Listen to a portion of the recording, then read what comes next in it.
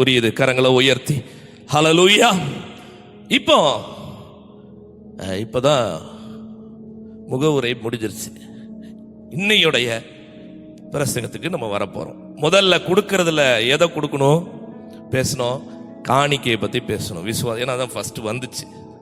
காணிக்கையை எப்பயுமே நம்ம லாஸ்டா தான் போடுவோம், ஆனா இங்க காணிக்கை ஃபர்ஸ்டா வந்துருச்சு. ஒன்றும் பண்ண முடியாது. காணிக்கையை பேசணும். காணிக்கை கர்த்தருக்காக கொடுக்கணும், அவருடைய ராஜ்யத்துக்காக கொடுக்கணும். 10 ரூபா இருந்தாலும் 10 ரூபா நான் 1000 ரூபா வரும்போது கொடுக்குறேன்ற மனநிலையில் இருக்காதபடி 10 ரூபா இருந்தாலும் அந்த 10 ரூபாவை கொடுத்து சிறு வயதிலிருந்தே உங்கள் பிள்ளைகளுக்கு அப்படியே நீங்கள் பழக்கி விடுங்கள். உங்கள் பிள்ளைகளுக்கு கொடுத்து கொடுத்து நீங்கள் பழக்கினீர்கள் என்றால் அடுத்த தலைமுறை ஆசீர்வதிக்கப்பட்டிருக்கும், தரித்திரத்தில் இருக்காது. ஹல்லேலூயா. நம்முடைய சந்ததி இருக்க வேண்டும் என்றால் இதெல்லாம் ஒரு நேக்கு, இதெல்லாம் ஆண்டவர் வச்சிருக்கிற டெக்னிக்ஸ், இதெல்லாம் ஆசீர்வாதத்தை பெற்றுக்கொள்வதற்கு வேண்டிய வழிமுறைகள். அப்ப நீங்க கொடுக்க கொடுக்க உங்க பிள்ளைகளும் அதே பழகிட்டாங்கன்னா நம்மளை காட்டிலும் நம்ம பிள்ளைகள் எப்படி இருப்பாங்க?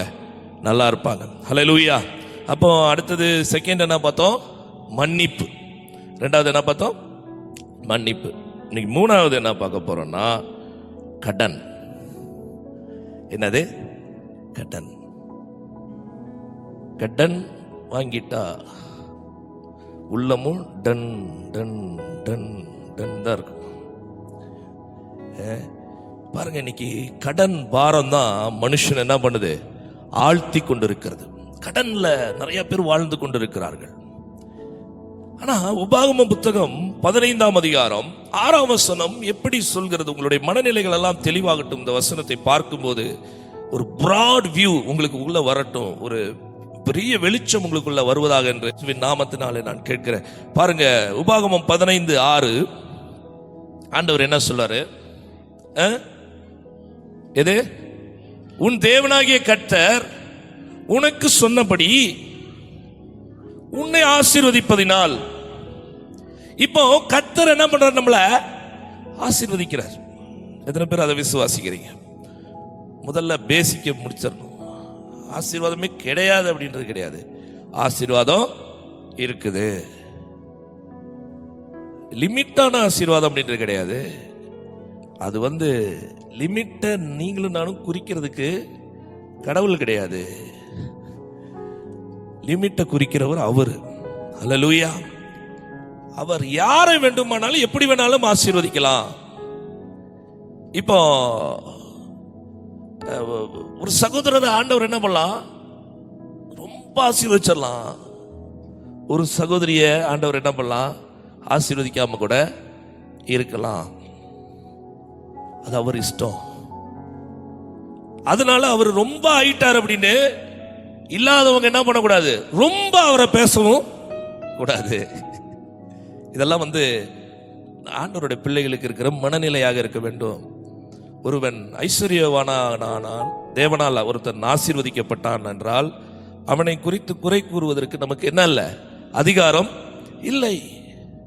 ஆனால் நீங்களும் நானும் அந்த ஆசீர்வாதத்தை எப்படி பெற்றுக்கொள்ள வேண்டும் என்பதை தான் என்ன பண்ணணும்? நோக்கம் வைக்கணும். திமிங்கலத்துக்கு அக்யூரியம் அடிக்கிற ஆளா இருக்கக்கூடாது. திமிங்கலத்துக்கு கடலை வைக்கிற ஆளா இருக்கணும். மீன் மட்டும் பெருசு, தொட்டி மட்டும் சிறுசா இருந்தா அதனால வாழ முடியாது, சீக்கிரம் செத்துரும். இன்னைக்கு சீக்கிரம் செத்துறதெல்லாம் அதனாலதான் சரியான ஆசீர்வாதம் கிடையாது. அதனாலதான் சீக்கிரம் போயிருது. நினைச்சு கவலைப்பட்டு கஷ்டப்பட்டு நஷ்டப்பட்டு கவலைப்பட்டு அப்புறம் என்ன பட்டு காஞ்சி பட்டு எல்லா பட்டும் நினைச்சு பட்டு கடைசியில் பொட்டுன்னு போற கதையா தான் இருக்குது.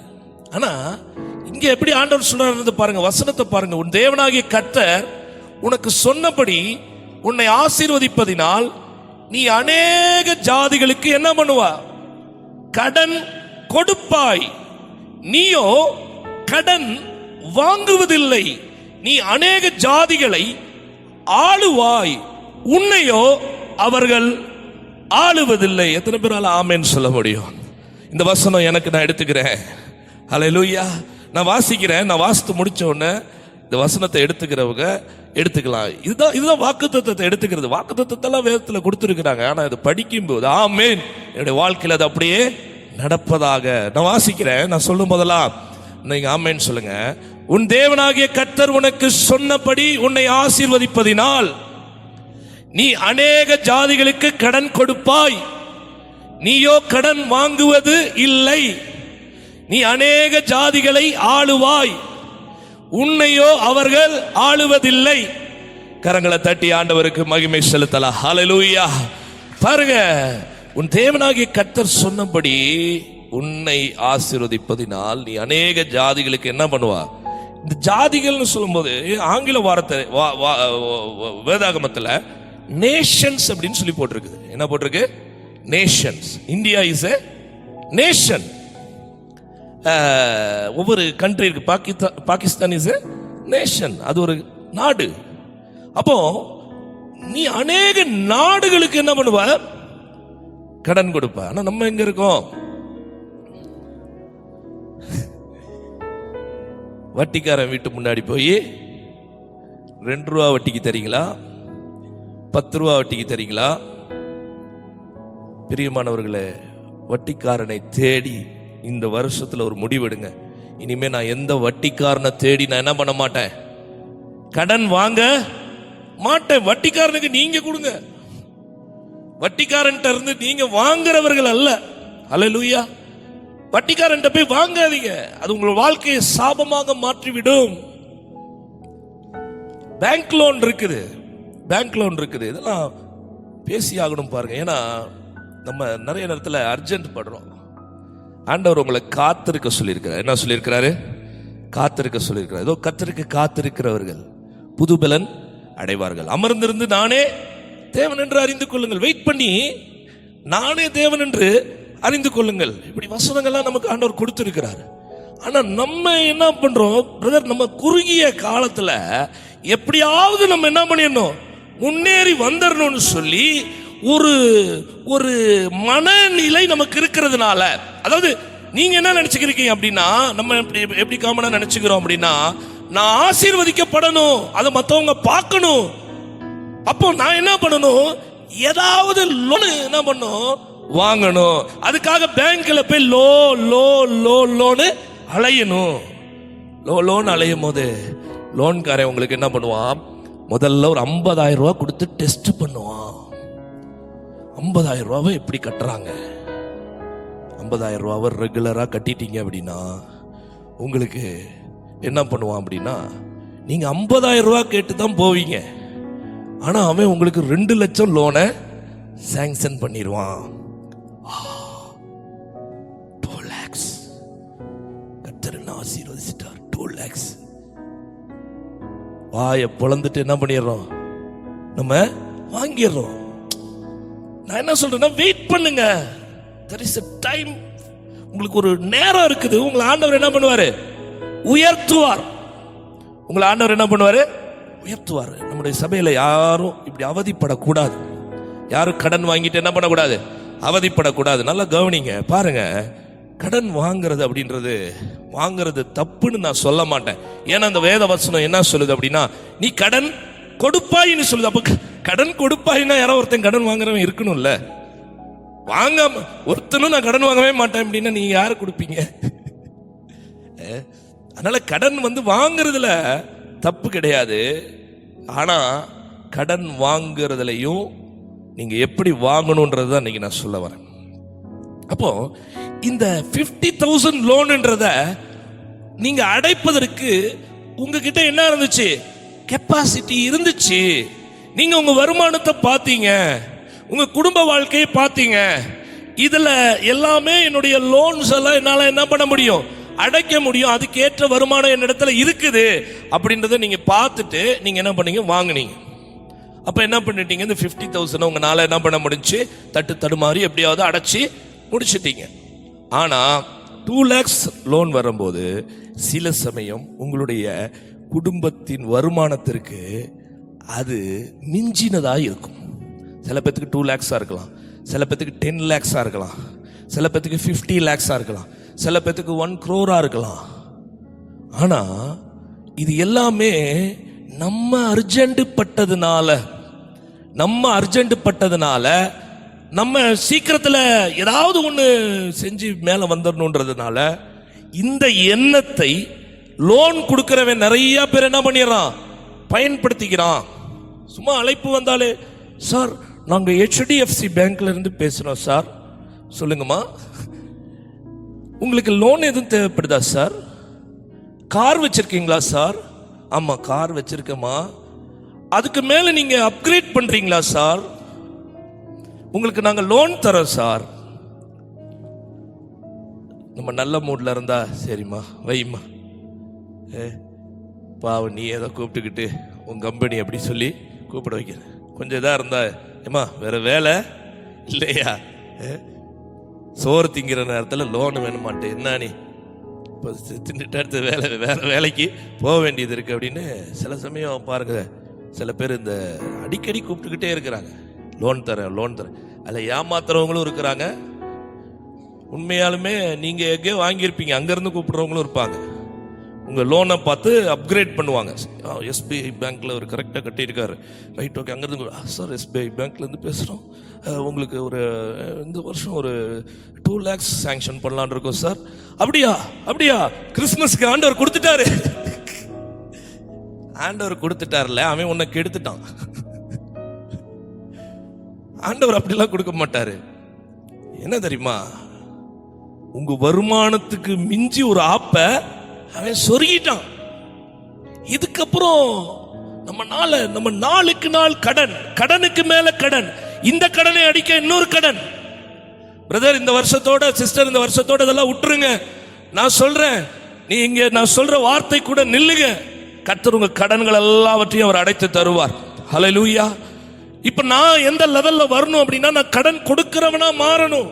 அப்படின்னும் போது முதல்ல என் கடன் எல்லாம் நான் என்ன பண்ணணும், அடைக்கணும். இனிமேல நான் கடனுக்கு மேல என்ன பண்ணக்கூடாது, கடன் வாங்கக்கூடாது. ஹல்லேலூயா. சரி, பிள்ளைகளை கஷ்டப்பட்டு படிக்க இதுல வைக்க முடியறதுக்குரிய சில சோர்ஸ் நமக்கு கிடைக்கலன்னா, நம்ம அதுக்கேற்ற மாதிரி படிக்க வைக்கிறதுல என்ன இல்ல, தப்பு கிடையாது. ஆனா நீங்க இந்த ஆசீர்வாதம் எது உண்மையான ஆசீர்வாதம் நீங்க ஸ்டாண்டர்டா நிக்க ஆரம்பிச்சிட்டீங்கன்னு வைங்களேன். நான் சொல்றேன், ஊட்டி குட் ஷெப்பர்ட்ல 15 லட்சம் கட்டி உங்க பிள்ளைகளை படிக்கிற வைக்கிற அளவுக்கு கர்த்தர் உங்களை ஆசீர்வதிப்பார். நீங்க கர்த்தருடைய பிரின்சிபலை ஃபாலோ பண்ணா. ஹல்லேலூயா. கடன் வாங்கி 15 லட்சம் போய் குட் ஷெப்பர்ட்ல கொடுத்து படிக்க வைக்கணும்ன்ற அவசியம் கிடையாது. பணத்தை ஒரு மேட்டரா நினைக்காதீங்க. பணத்தை மேட்டரா நினைச்சீங்கன்னா அது பண ஆசையா என்ன ஆயிரும், மாறிடும். அதனாலதான் பணத்தை ரொம்ப அப்படியே ஒரு சில பேர் ரொம்ப கஞ்சத்தனமா வச்சிருப்பாங்க. ஒரு ஆள் அப்படித்தான் 50,000 ரூபா அப்படியே ரொம்ப நாளா அப்படியே பொத்தி பெட்டியிலே வச்சிட்டு இருந்தானா. திடீர்னு பார்த்தா அந்த பெட்டியை திறந்து பார்க்கும்போது அந்த 50,000 ரூபால பாதி தான் தெரியுதான், பாதி தெரியறது இல்லையா. பொத்தி வச்ச, ஆனா என்ன ஆயிடுச்சு, எலி கடிச்சிட்டு போயிருச்சு. பொத்தி வைக்கிறது இல்லை, அதை எப்படி செலவு செய்ய வேண்டும் என்பதை ஒரு கிறிஸ்தவன் கற்றுக்கொள்ள வேண்டும். ஹல்லேலூயா, ஹல்லேலூயா, ஒரு ஹல்லேலூயா சொல்லலாம். அப்ப காசை எப்படி ஹேண்டில் பண்ணணும் அப்படின்றத தெரியணும். பாருங்க, ஆண்டவர் உங்களிடத்துல 1 லட்சம் கொடுக்கிறார் அப்படின்னா, அந்த 1 லட்சத்தை வச்சு அப்படியே பெட்டிக்குள்ள வச்சு பெருச்சாலிக்கு இறையா கொடுக்காதபடி, இல்ல வேற ஏதாவது ஆட்களுக்கு இறையா நீங்க கொடுக்காதபடி, அந்த 1 லட்சத்தை நீங்க ஆண்டவருடைய வருகைக்கு முன்னாடி அது 1 கோடியா மாத்துறது உங்க கையில இருக்குது. எத்தனை பேருக்கு விளங்குதுன்னு தெரியல. ஹல்லேலூயா. ஆண்டவர் சம்பாதிப்பதற்குரிய ஞானத்தை கொடுக்கிறார். ஆண்டவர் நீங்கள் வளர்ச்சி அடைவதற்குரிய ஆலோசனைகளை அவர் கொடுக்கிறார். ஆனால் நாம் ஆண்டவருடைய ஆலோசனையை கேட்காதபடி நம்ம சொந்தமா நம்ம எவனோ சொன்னான்ட்டு நம்ம எதையோ ஒன்று செய்யறதுனால கடனுக்கு மேல என்ன ஆயிருது, கடனு வச்சுக்கிட்டே இருக்கிறோம். நீங்க பாருங்க, உங்களுடைய லோன் நீங்க வாகனத்துக்கு போட்டாலும் உங்க கெப்பாசிட்டிக்கு மேல நீங்க போடாதீங்க. ஆனா உங்க கெப்பாசிட்டிக்கு மேல நீங்க போடாதபடி கர்த்தரையே நீங்க நம்பி இருக்கும்போது, கர்த்தர் மேல பாரத்தை வைக்கும்போது, கர்த்தருடைய பிரின்சிபல்ஸை நீங்க ஃபாலோ பண்ணும்போது என்ன ஆகும் அப்படின்னா, நீங்க உங்களுடைய கெப்பாசிட்டி ஆண்டவர் என்ன பண்ணுவாரு? உயர்த்துவார். உயர்த்துவார். ஒரு ஆமீனே வர மாட்டேங்குது. எனக்கு தெரியும் நிறைய பேர் இன்னும் நான் என்ன நினைக்கிறேன், ஒரு அப்பாவுக்கு எப்படி ஆசை இருக்கும், ஒரு அப்பாவுக்கு எப்படி ஆசை இருக்கும் அப்படின்னா, தன்னுடைய பிள்ளைகள் நல்லா இருக்கணும்னு தான் ஆசை இருக்கும். நீங்க எல்லாருமே நல்லா இருக்கணும்னு தான் ஆசை எனக்கு. ஒருத்தர் கூட கடனுக்காக நிக்க கூடாதுன்றது என்னுடைய ஆசை. கடனை என்ன பண்ணக்கூடாது? வாங்க கூடாதுன்றது தான் என்னுடைய ஆசை. ஆனாலும் நீங்க ஏதாவது நீங்க வாங்குறீங்க அப்படின்னா கூட அதை திருப்பி அடைக்கக்கூடிய சூழ்நிலையில நீங்க என்ன பண்ணுங்க? வாங்குங்க. அது பாக்கியை விட்டுருங்க, ஆண்டவர்கிட்ட விட்டுருங்க. சில சமயம் அது ஒரு பெரிய மெடிக்கல் செலவா இருக்கலாம், இல்லை வேற எதுவா இருக்கலாம். அது வந்து ஒரு ஆண்டவரே எல்லாவற்றையும் செய்யணும். அதுக்கு மேல நம்ம என்ன பண்ணக்கூடாது? பிரயாசப்பட்டு நம்ம கடனாளியா நம்ம ஆயிடக்கூடாது. அப்போ இந்த வசனங்கள்லாம் பார்க்கும்போது இது சிம்பிளா இதெல்லாம் வாக்குத்தத்தமா நம்ம எடுக்கிறோம் அப்படின்னா, நம்மளுடைய மனநிலையெல்லாம் என்ன ஆகணும்? விரிவாகணும். கடவுளுடைய மனநிலை போல மாற வேண்டும். நம்முடைய மனநிலை ஒருத்தன் வந்து கொஞ்சம் உயர்ந்துட்டானா அவனை வந்து பாரு, ஐயோ இவனுக்கு ஒரு வீடு இருந்தா பத்தாதா, இவனுக்கு 4 வீடு தேவையா? இப்படி இருக்கிற மனநிலையெல்லாம் கர்த்தர் என்ன பண்ணுவாரு? நீ அப்படியே கடறா, நீ அப்படியே கட, நான் அவனை மட்டும் என்ன பண்ணிடுறேன், டீல் பண்ணிக்கிறேன் அப்படின்ட்டு அவர் பாட்டுக்கு போயிடுவாரு. ஆனா அவன் எப்படி அந்த காரியத்துல சக்சஸ் ஆனான்றதை நம்ம யாரும் என்ன பண்றது இல்ல, பாக்குறது இல்ல. பாருங்க, நீ அநேக ஜாதிகளுக்கு அப்படின்னா நாடுகளுக்கு கடனை கொடுக்கிற அளவுக்கு, அப்படின்னா பாகிஸ்தானுக்கு இப்போ தேவா இருக்காப்ல, தேவா கிட்ட வந்து பாகிஸ்தான் அதிபர் வந்து கேட்கிறார். இப்படி ஒரு கற்பனை வச்சுக்க, வந்து ஹலோ தேவாவா, நான் பாகிஸ்தான்ல இருந்து போல் கரோ, ஹிந்தியில அந்த என்ன பாச பாகிஸ்தான்ல உருதுல பேசுறாங்க.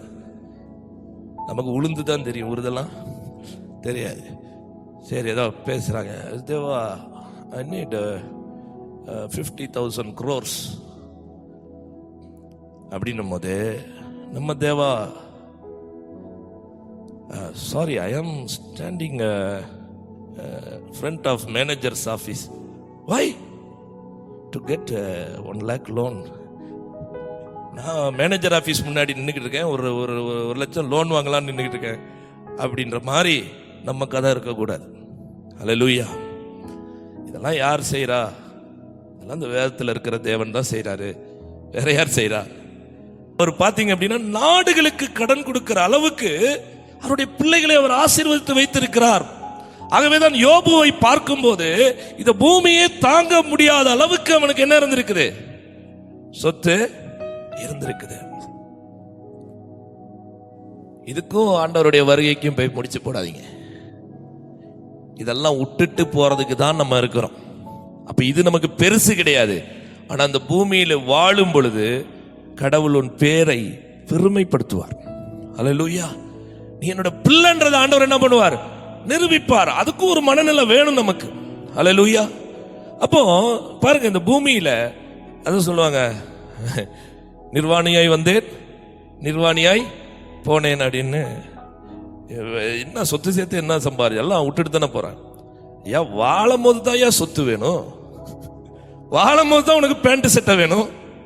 செத்த பிறகு பேண்ட், அது உண்மைதான். செத்த பிறகு யாரும் பேண்ட் சட்டைய போட்டுக்கிட்டு போனாலும் அது மண்ணோட மண்ணா என்ன ஆயிரும்? அரிச்சு போயிடும். வாழும் போது உனக்கு ஒரு 4 பேண்ட் சட்டையாச்சும் வேண்டாமா? வாழும் போது உனக்கு வாழ்வாதாரத்துக்குரிய காரியங்கள் வேண்டாமா? நீ கடன் வாங்கி கொண்டேதான் நிற்க வேண்டுமா? என்ன மனநிலை அது? அது பிசாசின் மனநிலை. கடன் வாங்கி கொண்டேதான் ஒரு விசுவாசி இருக்க வேண்டும் என்பது அது பிசாசின் மனநிலை. எத்தனை பேருக்கு விளங்குதுன்னு தெரியல. கர்த்தர் வந்து நம்மளுடைய மனநிலைகளை மாற்றணும். ஹல்லேலூயா. ஒரு அல்லேலூயா சொல்லலாம். ஹல்லேலூயா. ஆண்டவரே, அட்லீஸ்ட் நான் வந்து தேசங்களுக்கு கடன் அல்ல, நான் பக்கத்துல இருக்கிற ஒரு ஆளுக்கு கடன் கொடுக்கிற அளவுக்கு ஃபர்ஸ்ட் ஸ்டெப் நீங்க இந்த வருஷத்திலிருந்து உயர வேண்டும். ஹல்லேலூயா. இந்த வருஷத்தின் இறுதியில் இந்த செய்தியை கேட்கிறீர்கள். புதிய வருஷத்திலிருந்து ஒரு தீர்மானத்தை எடுங்கள். இனிமேல் நான் கடன் வாங்க மாட்டேன். நான் கடன் என்ன பண்றேன்? கொடுக்கிறவனாய் கர்த்தர் என்ன பண்றாரு? மாற்றுவார். எத்தனை பேர் அதை விசுவாசிக்கிறீங்க? ஹல்லேலூயா. நம்முடைய லெவல் இன்க்ரீஸ் ஆகட்டும் பிரதர். ஃபர்ஸ்ட் நீங்க கொஞ்சமா கொடுங்க, நீங்க கொஞ்சமா கொடுங்க. அடுத்தது உங்களுடைய லெவல் என்ன ஆகணும்? இன்க்ரீஸ் ஆகணும். நம்ம எம்எல்ஏ இருக்காரு பாருங்க, எம்எல்ஏ, அவர்கிட்ட போய் ஐயா எம்எல்ஏ ஐயா நீங்க இந்த கூடலூர்ல ஏதாவது எங்களுக்கு செஞ்சு கொடுங்க அப்படி நிக்கிறதில்ல. அவர் வந்து நம்மகிட்ட நிக்கணும். ஹல்லேலூயா. அவர் நம்மகிட்ட நிக்கணும். நம்மகிட்ட வந்து நின்று எலெக்ஷனுக்கு கொஞ்சம் செலவாகுது, கொஞ்சம் கடனா கொடுங்க, எலெக்ஷன் முடிஞ்சு நான் என்ன பண்ணிடுறேன், திருப்பி கொடுத்துட்றேன்.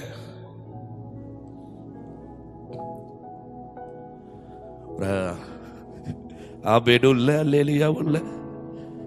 எப்பாடா இல்ல கற்பனை உலகத்தில் போயிட்டீங்களா? இது கற்பனை கதையே இல்லை. நான் சொல்றதெல்லாம் கற்பனை கதை. இதுல நெஜம், இதெல்லாம் நெஜம். நெஜத்தை தான் பேசி கொண்டிருக்கிறேன். என் தேவன் கற்பனையில வாழ்ந்தவர் அல்ல, கற்பனையை நிஜமாக்கினவர். ஹல்லேலூயா. அவர் எப்படி யோசனை பண்ணாரோ, சிந்தையில எப்படி யோசனை பண்ணாரோ அதை அப்படியே பேசினவர்.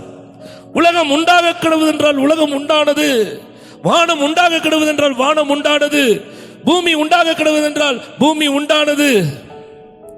சமுத்திரத்தையும் எல்லாம் அடி சொல்ல சொல்ல சொல்ல ஓ அந்த மாதிரி ஒரு ஆண்டவரை தான் நீங்களும் நானும் வணங்கி கொண்டு இருக்கிறோம். ஹல்லேலூயா.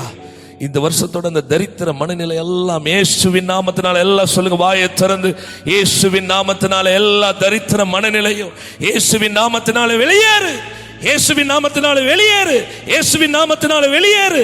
நான் கடன் வாங்குகிறவனாய் அல்ல, கடன் கொடுக்கிறவனாய் கர்த்தர் என்னை ஆசீர்வதிப்பார். கரங்களை தட்டி ஹல்லேலூயா.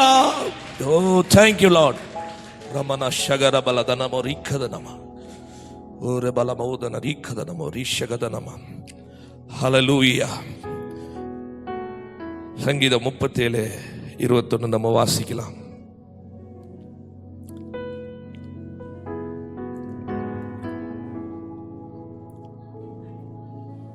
இப்போ இது டிவி நியூஸ்ல இருந்து கிடைச்ச வசனம். எங்க இருந்து கிடைச்ச வசனம்? டிவி, சன் டிவி, தந்தி டிவி, இன்னும் எத்தனையோ டிவியில உள்ள ஒரு முக்கியமான நியூஸ், பைபிள் வசனத்தோடு போட்ட ஒரு நியூஸ். ரெஃபரன்ஸ் வேற அங்க தேடிக்கலாம். அப்படி பார்த்தோம்னா அங்க இருக்குது ரெஃபரன்ஸ் கரெக்டா. 21வது வசனம், சங்கீதம் 37:21. துன்மார்க்கன் கடன் வாங்கி செலுத்தாமற் போகிறான், நீதிமானோ இறங்கி கடன் கொடுக்கிறான். இப்ப துன்மார்க்கன் யாரு? கடன் வாங்கி செலுத்தாமல் போகிறான். இந்த வசனத்தை ஒரு ஆண்டவருடைய பிள்ளை வாசிக்கும் போது, சிலோன்ல இருக்கும்போது 37 ரூபா 50 காசு திருடிக்கிட்டு வந்திருக்காப்ல. திருடிட்டு இந்த எங்க வந்திருக்காரு? தமிழ்நாட்டுக்கு வந்திருக்காரு. வந்து திருடனையும் கர்த்தர் என்ன பண்ண ஆசீர்வச்சார். ஏன் தெரியுமா? தொழிலதிபர் ஆசீர்வச்சிருக்க பாருங்க. எல்லாம் நியூஸ் பார்த்திருக்கீங்க. தொழிலதிபர் ஆசீர்வச்சிருக்கிறாரு.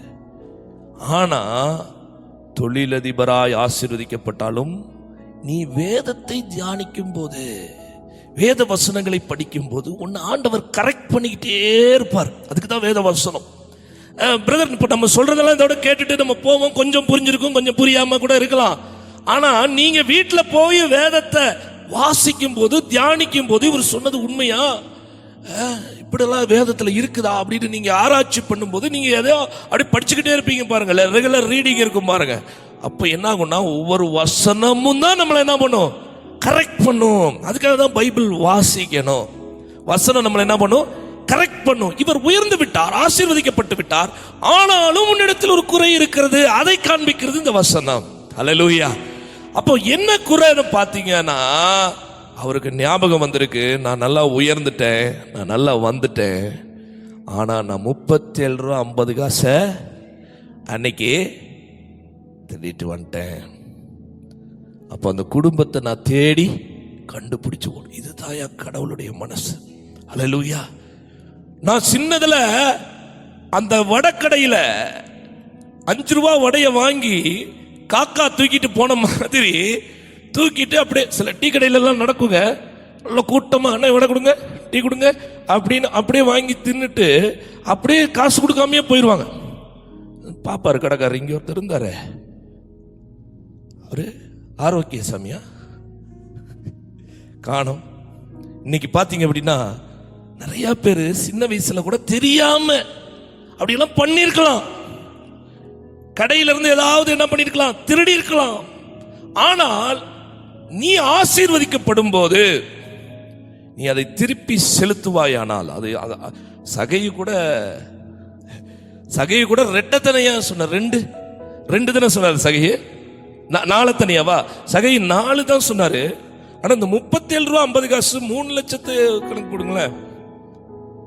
அவன் பேங்க்ல போட்டு வச்சிருந்தா கூட இவ்வளவு வட்டி வந்திருக்காது. பேங்க்காரன் லோ பேலன்ஸ் எடுத்திருப்பான். 37 ரூபா 50 காசு மைனஸ் 37 50 நீங்க தான் எனக்கு தரணும் பேங்க்காரன். ஆனா கர்த்தருடைய பிள்ளைகள், சொல்லுங்க, கர்த்தருடைய பிள்ளைகள் வசனத்தை படிக்கும் போது உணர்த்தப்படும் போது அந்த 37 ரூபா 50 காசு அவர் 3 லட்சமா கொடுத்தாரு. கரங்களை தட்டி அந்த நல்ல மனநிலையை கொடுத்த அந்த வேத வசனத்துக்கு ஹல்லேலூயா. நல்ல நல்ல நல்ல கரங்களை தட்டுவோம். ஹல்லேலூயா. வேத வசனம் ஒருத்தனை மாத்தும், வேத வசனம் ஒருத்தனுக்கு போதிக்கும். ஹல்லேலூயா. பாருங்க, எனக்குள்ளலாம் நிறைய சேஞ்சஸ் எல்லாம் கொண்டு வந்ததெல்லாம் அந்த வேத வசனம் தான். இதை படிக்கும் போதுதான் இந்த காரியத்தில் நம்ம மாறணும், இந்த காரியத்தில் நம்ம மாறணும் அப்படின்னு சொல்லி நமக்கு ஆயுசுனால அப்படித்தானே மாறிக்கிட்டே இருக்க வேண்டியதான். அதான் பரிசுத்தம் உள்ளவன் இன்னும் பரிசுத்தமாகட்டும். நம்ம அசுத்தம் உள்ளவன், சில பேர் அப்படிதான் அசுத்தத்தை தேர்ந்தெடுத்துறாங்க. போன வருஷம் தீபாவளியை விட இந்த வருஷம் தீபாவளி இன்னும் நான் சிறப்பா அப்படின்ற மாதிரி, அப்படி கிறிஸ்மஸ் போன வருஷம் கிறிஸ்மஸை விட இந்த வருஷம் கிறிஸ்மஸ் இன்னும் சிறப்பா. எதுல சிறப்பா? வேற எதுலயோ சிறப்பா, சிறப்பா போயிடுறாங்க. அப்படி இல்லை, வாழ்க்கை மாறணும். வாழ்க்கை என்ன ஆகணும்? மாறணும். பரிசுத்தம் உள்ளவன் இன்னும் என்ன ஆகணும்? பரிசுத்தமாகணும். அப்போ யாரு பாத்தீங்க, இப்ப நீங்க இந்த வேதவசனம் எவ்வளவு உறுத்தி இருக்கு பாருங்களேன்.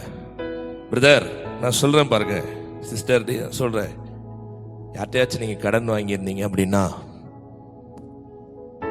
நீங்க ரெட்டத்தனையா 4 தனையாலாம் இல்ல, கொடுத்த கடனையாவது திருப்பி கொடுக்கறதுக்கு நீங்க முயற்சி பண்ணுங்க. ஹல்லேலூயா. அன்னைக்கு நான் 1 பவுன் வாங்கினேன். எவ்வளவு பவுனு? 1 பவுன் வாங்கினேன். அந்த 1 பவுனுடைய விலை அன்னைக்கு 7000 8000. இன்னைக்கு எவ்வளோ? 1 பவுனு. நம்ம கரெக்டா இருக்கணும், கரெக்டா தெரிஞ்சிருக்கணும். ஹல்லேலூயா.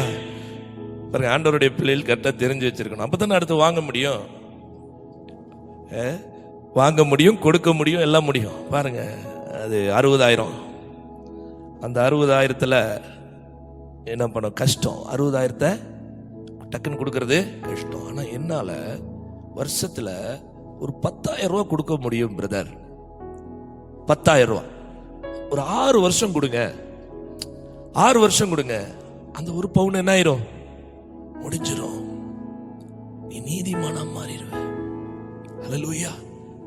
துன்மார்க்கன் கடன் வாங்கி செலுத்தல் போகிறானாம். இத படிச்சோம். நான் BSNL பில்லு பெண்டிங் வச்சேன். இத வசனத்தை பார்த்த உடனே அதை போய் இப்போ நெக்ஸ்ட் வீக்ல தான் அதை அடைக்கணும். என்னன்னா, அவன் ஒழுங்கா சர்வீஸ் கொடுக்கவே இல்லை, சர்வீஸையும் கட் பண்ணிட்டேன். கட் பண்ணதுக்கு மேல எனக்கு என்னாச்சு, பில்லும் வந்துருச்சு. ஒரு 1700 ரூபாய் பில்லு. அதை நான் எதுக்கு கட்டணும்? கூப்பிட்டாங்க, நான் எதுக்கு கட்டணும்? அதான் கட் பண்ணியாச்சுல. ஆண்டவர் சொன்னாரு, இந்த வசனத்தை தியானிக்கும் போது ஆண்டவர் என்கிட்ட பேசினாரு. என்ன பேசினார்னா, நீ கட் பண்ணிட்ட, ஆனா அவனுக்கு நீ கட் பண்ண வேண்டியதை நீ கட் பண்ணல, நீ கடன்காரனா இருக்க அப்படின்னு ஆண்டவர் என்கிட்ட உணர்த்தினார். நான் யாருக்குமே கடன்காரனா இருக்கணும்ன்றது அவசியம் இல்ல. இந்த பூமி நீங்க ஒரு தீர்மானம் எடுங்க. இந்த வருஷத்தின் இறுதியில நான் சொல்றேன், நீங்க கடனையும் அடைத்து விடுவீர்கள். நீங்க கடன் கொடுக்கிறவர்களாக, நீங்க பணக்காரங்களாவோ என்ன ஆயிருவீங்க, மாறிடுவீங்க. அல்லேலூயா. பண ஆசை உள்ளவர்களாக அல்ல. பண ஆசை வேற. அது போட்டு குழப்புறாங்க. அது என்னன்னா, அது இந்த என்னன்னா, இந்த வேதத்தை பரிசுத்தாவியானவருடைய துணை இல்லாம படிக்கிற ஆட்கள் தான் என்ன பண்ணுவாங்க, இப்படி டைரக்டா படிச்சுட்டு அதை போட்டு குழப்புறது. ஆனா பரிசுத்தாவியானவருடைய துணையோடு கூட நீங்க வேதத்தை வாசிச்சீங்க அப்படின்னா உங்களுக்கு கிளியரா தெரியும். பண ஆசைன்றது வேற, பண தேவைன்றது வேற. பணம் ஆசைன்றது அது அதோடைய அவனுடைய ஆக்டிவிட்டிஸே வேற, அவனுடைய எண்ணங்களே வேற, அவனுடைய செயல்களே வேற. அவன் பேர் துன்மார்க்கன், அவன் பேர் துன்மார்க்கன். ஆனால் நீதிமான் அப்படி இல்லை. நீதிமான் அவன் பனையை போல செழிக்கிறவன். எல்லாம் சொல்லுங்க, நீதிமான் பனையை போல செழிக்கிறான். அப்ப துன்மார்க்கன் கடன் வாங்கி என்ன பண்றான், செலுத்தாம போறான். நீதிமானோ இறங்கி கடன் கொடுக்கிறான். கரங்களை தட்டி ஆண்டவருக்கு ஹல்லேலூயா. அப்போ கொடுக்கிறது பத்தி நம்ம பார்த்தோம். கொடுங்கள் உங்களுக்கு கொடுக்கப்படும். ஒண்ணு என்ன கொடுக்கணும், கர்த்தருக்கு காணிக்கையை நம்ம கொடுக்கணும். இரண்டாவது, மன்னிப்பை மற்றவர்களுக்கு நம்ம கொடுக்கணும். மூன்றாவது, நீங்களும் நானும் கடன் வாங்குகிறவர்களாக அல்ல, கடன் கொடுக்கிறவர்களாக இருக்க வேண்டும். அப்படி இந்த வருஷத்துல நீங்க ஒரு தீர்மானம் எடுங்க. நீங்க தீர்மானம் எடுங்க, தீர்மானத்துல நில்லுங்க. நான் எடுத்தேன், தீர்மானம் எடுத்தேன். இன்னைக்கு வரைக்கும் கர்த்தர் கடன் வாங்காதபடிதான் என்னை நடத்தி கொண்டிருக்கிறார். இந்த மாதிரி நம்ம சில சமயம், அதாவது நான் இப்போ லோன்ஸ் அப்படின்னும் போது அதை கட்டுற அளவுக்கு கர்த்தர் உதவி செய்யற அளவுக்கு தான் அந்த லோனை எடுத்திருக்கிறேன். தேவையில்லாத லோன். இப்போ பாருங்க, ஒன்றும் இல்லை, இந்த ஃப்ளிப்கார்ட்டில் கொஞ்சம் பொருள் வாங்கினேன். நான் ஒழுங்காக கட்டுறேன் அப்படின்னோடனே அவன் ஃபர்ஸ்ட் ஒரு 15,000 ரூபா கொடுத்தான், அப்புறம் 25,000 ரூபா கொடுத்தான், அப்புறம் 50,000 ரூபா கொடுத்தான், அப்புறம் 75,000 ரூபா கொடுத்தான். இப்போ நான் 90,000 ரூபாய்க்கு இஎம்ஐல வாங்கிக்கலாம். கிரெடிட் கார்டு அப்படிதான் கொடுக்குறான். கிரெடிட் கார்டு வாங்கி ஏமாந்துடாதீங்க. ஆனா கிரெடிட் கார்டை ஞானமா யூஸ் பண்றவன் ஒருத்தர் இருக்கான். அவன் கிரெடிட் கார்டே வாங்கி இன்னொரு கிரெடிட் கார்டை வாங்கி இங்க இருந்து அங்க அடைக்க, அங்க இருந்து கரெக்டா டேலி பண்ணிக்கிட்டே வருவான். அவனுக்கு எந்த பிரச்சனையும் இல்லை. உனக்கு தெரியுமா, எங்க புருஷனுக்கு கிரெடிட் கார்டு கொடுத்தாங்க பேங்க்ல. என்னடி ஆச்சு? நேரா போனாரு சக்கரவர்த்திக்கு, இப்படின்னு சொயினாரு. பார்த்தா 20,000 ரூபாய்க்கு துணி வாங்கி கொடுத்தாருடி. நெல்லு நெல்லு, என் புருஷன்கிட்டையும் சொல்றேன், என் புருஷன் ஒரு மக்கு, இத பத்தி என்ன தெரியுது?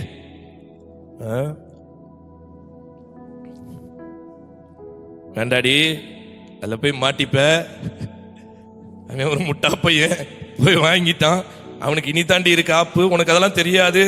இல்ல, அவங்க தெரியும்ல, அவன் கிளியரா இருப்பான். ஆனா அவனை போட்டு குழப்புறது. நீயும் போய் வாங்கு, நீயும் போய் பேங்க் வாசல்ல நில்லு. அப்புறம் உன்னால நான் கெட்ட, என்னால நீ கெட்ட. அப்புறம் ஒரே அந்நிய பசதான்.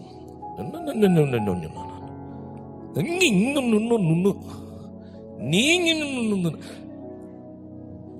கடைசியில அது வேற பிரச்சனையா இருப்பாருங்க.